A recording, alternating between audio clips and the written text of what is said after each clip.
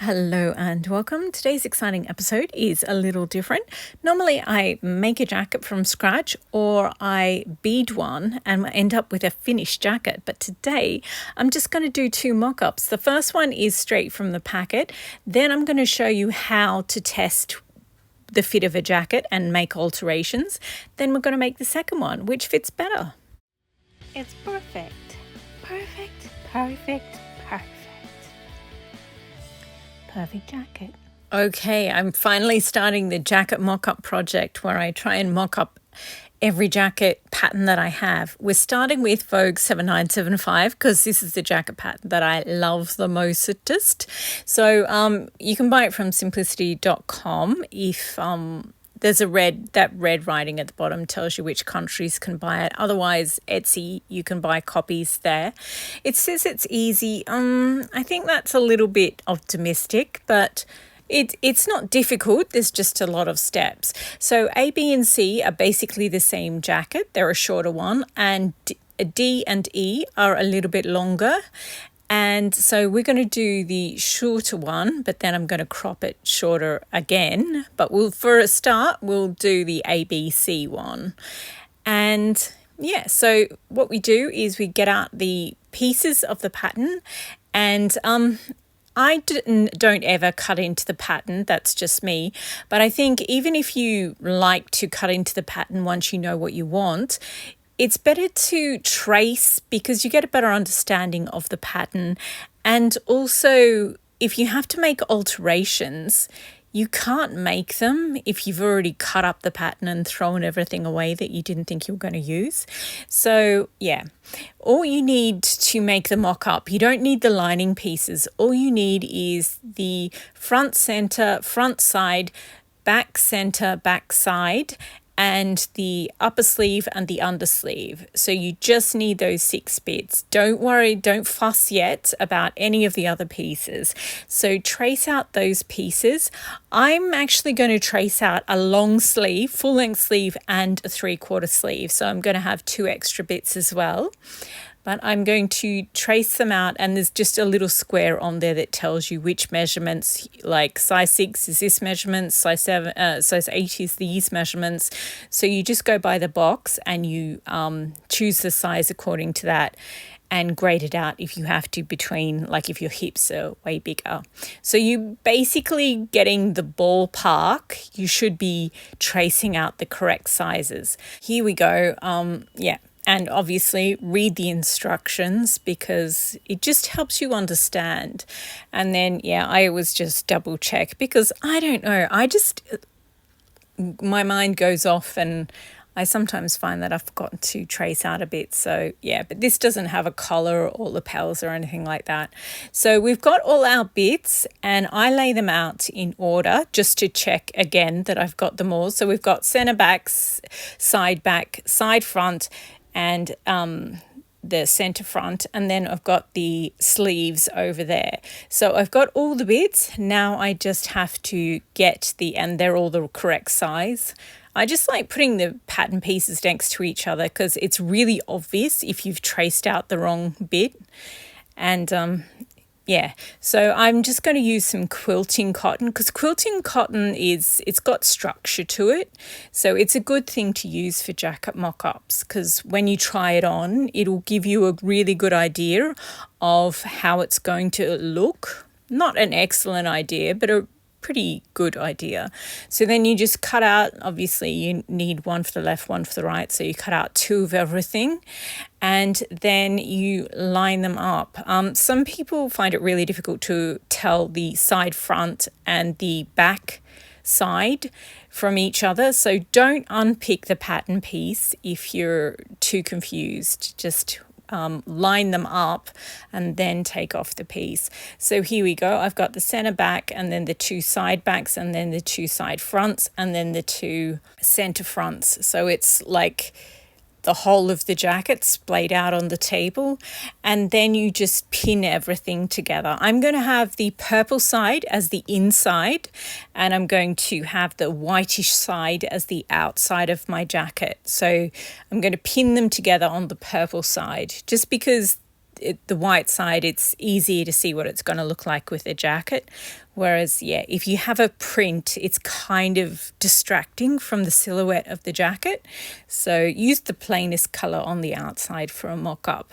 So I've pinned all the torso pieces together just at the long seams. So not at the shoulder yet, just at the long seams. Then you put that to the side. You have to do the sleeves first. So I've got my upper sleeve is the big bit and the undersleeve is the little bit.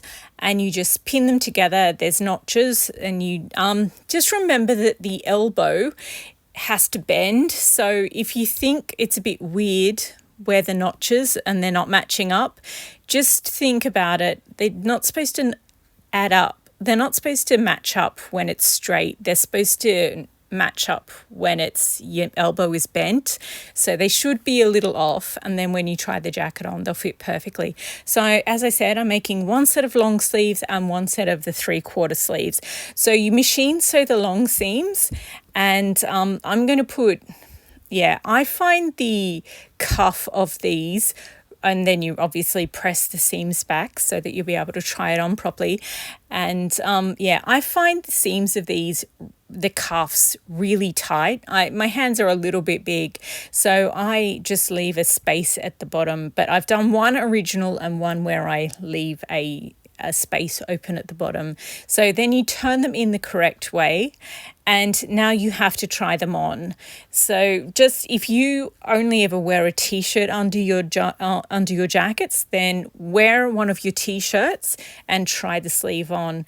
If you always wear a shirt, a cotton shirt under your jackets, then you need to put on one of your work shirts and try it on, because the ease is completely different depending on which is which. I personally prefer the full length sleeve, but I would, if you've never worn this jacket before, I would make both sleeves and just try it on. And also remember that some people have jobs where they have bigger muscles in one arm than the other. Just try, if you're one of those people, try on both. It's better to just make sure they both fit. And you cannot adjust the top of the sleeve, but this is me just showing you how I do a little bit of a gap at the bottom. It just helps you get your jacket on and off easier, and it gives you more movement. So you can't change the top of the sleeve, but you can make adjustments at the bicep area, and you can also make adjustments at the wrist area, so it's less tapered. It's a really tapered sleeve. Well, not super tapered, but it is tapered. So if you want to flare it out a little, you can do that, but you cannot change the the bit that joins the torso of the jacket.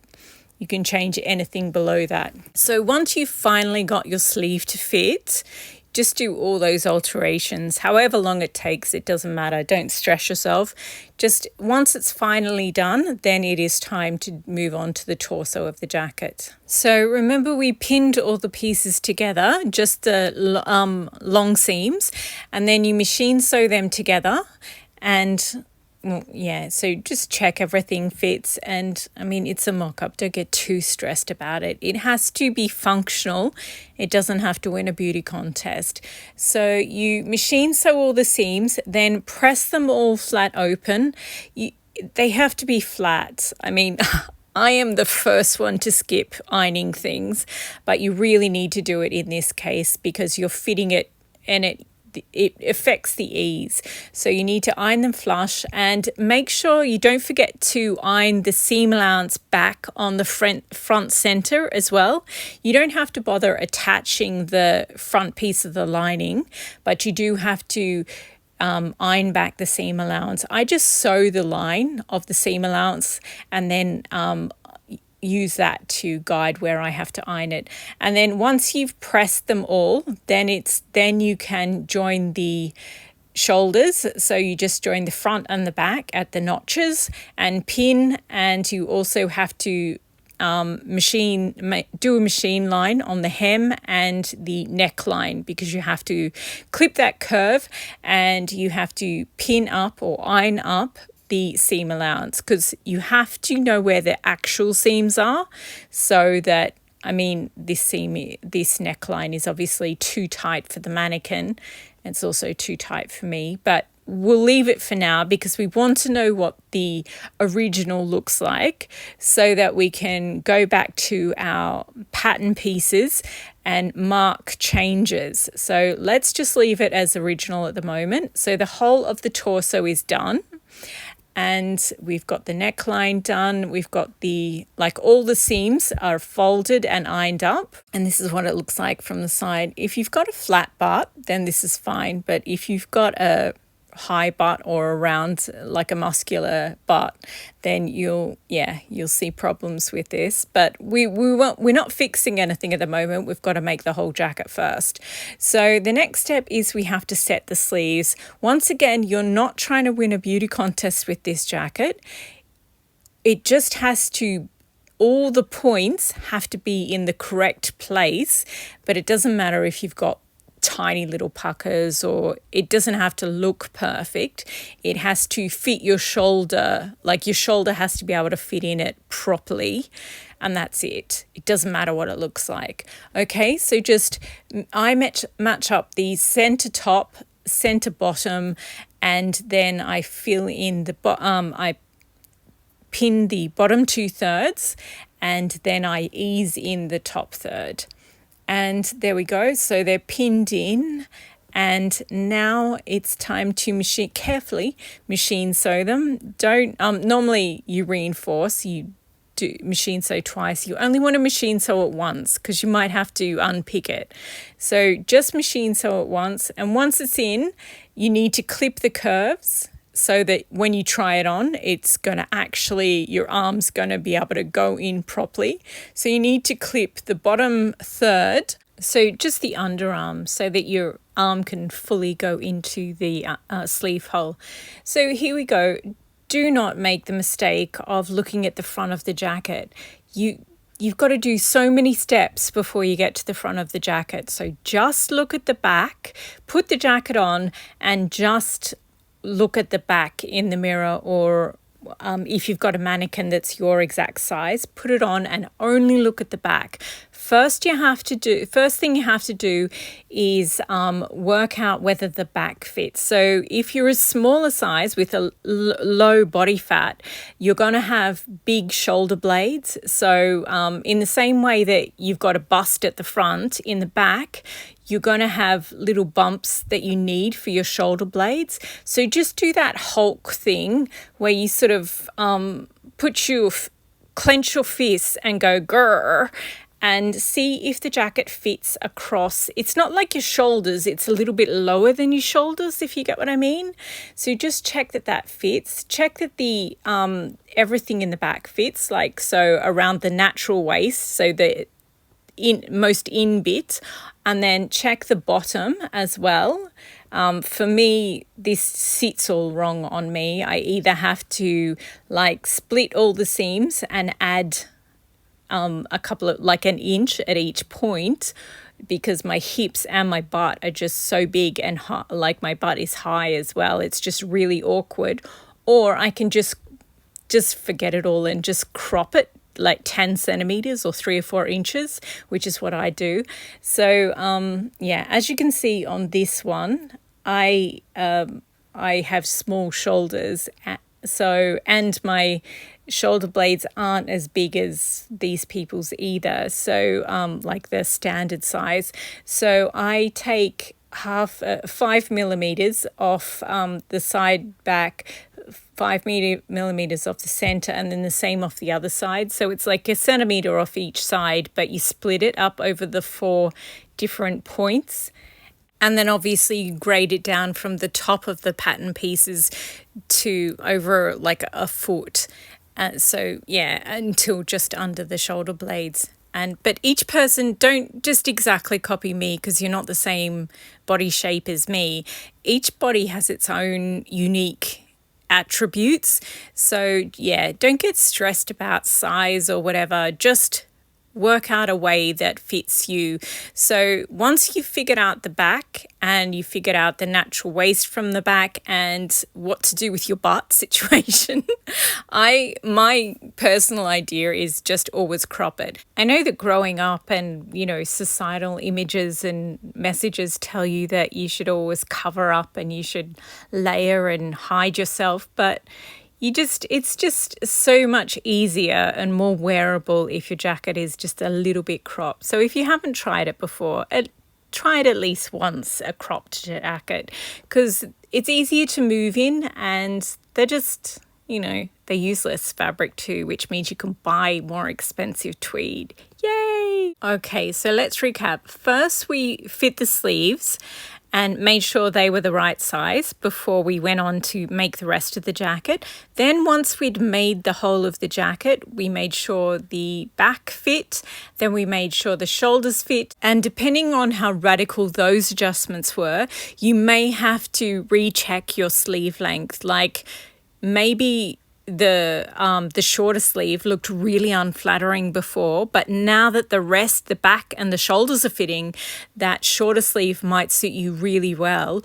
Or maybe you might think it doesn't suit, it's like throwing everything out, and you might have to just go to the longer sleeve. If you can't decide, I would suggest the longer sleeve, because the shorter sleeve, and if you have your sleeve and your jacket end at the exact same point, it tends to make you look wider. Whereas if you have a shorter cropped jacket and a longer sleeve, it makes you look super tall. And it's just one of those visual glitches. So yeah, I was just shorten the jacket a little and lengthen the sleeves. That's my general go-to. And so now we're fine from the back and we're fine from the side. And so, yeah, if you're not sure about the hem, I would crop it personally, but you do you. Otherwise, just, you just unpick it and increase the seam allowance, or add a little bit in there if there's not enough in your seam allowance. Just patch it in another bit of fabric and try it on. It doesn't matter how long it takes. It's worth it to get a really, really good fitting jacket. So if you have to try it over 2 or 3 weeks, just do each different step. That's absolutely fine. Once you have the fitted jacket like you want it to fit, then you can make, I've literally made 100 jackets. So it doesn't matter how much time it takes. Once you get it fitting perfectly, then you're golden. You'll be able to do loads of things. So with the neckline, I find that I like the neckline off my neck, because I'm a little bit sensitive maybe to wool, but also to the dyes that they use in the wool. So I like my neckline a lot deeper. So I sort of double it and then some. And then with the bust, my bust is way smaller. So obviously my shoulders are smaller, my bust is way smaller. So I had to take a little bit off the top of the pattern piece. Then at the bust line, I had to take an inch off at the side center piece. The side front piece, sorry. And then my torso, my rib cage, is standard size. So I had to make it from a lady's jacket into a child's jacket, basically, at the top of the front 2 pieces and the back 2 pieces as well, obviously. So, but you're going to be a different size. So just make sure, as long as you do the pieces in the correct order and just make an alteration, fix one problem or one inaccuracy, then once you fix your back, then you can go on to the shoulders, because if you fix the back first, then often it changes the shoulders. And if you fix the back and the shoulders, then it changes how the sleeve sits. And then once you've done all those things and got all those things right, then it's okay to start on the front. And I personally do the neckline before I do the bust, just because it feels wrong when the neckline is wrong to me. So that's the order I do them in. And then, the bust then it's obvious whether the bust is too high or too low or too big or too small. You don't need your center front pieces to meet exactly in the middle either. If you've got a really big bust and you can never get anything to fit you with a closed jacket, there's no buttons on it. It can stay open. If you just Google Beyonce in a Chanel jacket, and she always wears a jacket that's 2 sizes too small, and she's Beyonce. She looks fabulous. So yeah, don't stress about that. It's absolutely fine if they don't meet in the middle. It's actually easier to wear anyway. So yeah, and this is me just showing you, once you've got it, I'm just showing you that the cotton mock-up that you make isn't going to give you an excellent idea of what the tweed one looks like, but it's going to give you a pretty good idea, and it's going to help you make all the changes that you need to make. And then that's what it looks like with tweed and what it looks like with beaded tweed, so weighted tweed. Oh, they're wrinkly at the natural waist too, because I sort of like hugged the mannequin to try and give it a little bit more definition, because obviously cotton doesn't have the weight of a tweed. So if you can see, you can really see the natural waist, the curve into the natural waist when you make it with tweed, because tweed is such an awesome fabric.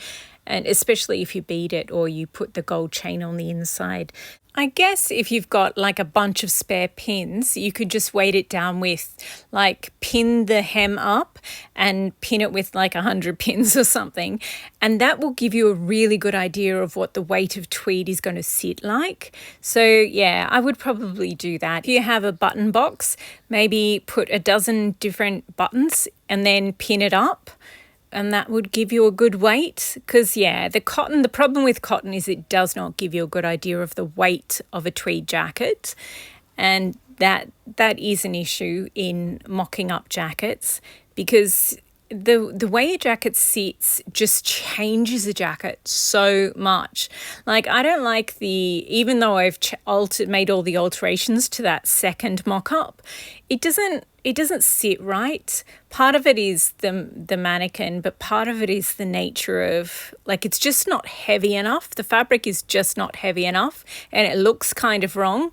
But the exact same pattern pieces cut out of tweed look beautiful. So obviously there's the structural layer in there too. But yeah, so there's a little bit of, part of it is knowing what a jacket pattern will look like in tweed. And you can't know that until you've actually, done it dozens of times. So that is frustrating. But I feel like you get a really good idea. And yeah, the mock-ups are just such a good way to get the perfect fit without wasting all that money on super expensive tweed, because I would just cry if I wasted tweed. I really would. And yeah, that's the Chanel tweed. So I mean, they are an investment, but they're totally worth it. So there you go. That is a mock-up number 1 and a mock-up number 2 with alterations for the Vogue 7975. I hope that was helpful. I've never actually made the shorter sleeve. This is literally the first time I made the shorter sleeve. So I think it's cool if you can be bothered sewing on one short sleeve and one long sleeve. That way you can sort of turn around in front of the mirror and get a really, really good idea of which one suits you better. So yeah, I've never actually done that before with this jacket. So yay, I learned something. So yeah, I hope that was informative. If you feel like I've missed something really obvious, let me know. And because I'm going to do loads of other patterns, I've got like 50 or 60 different jacket patterns. So yeah, loads more of these mock-ups, jacket mock-ups to come. So thanks again for watching, and happy sewing.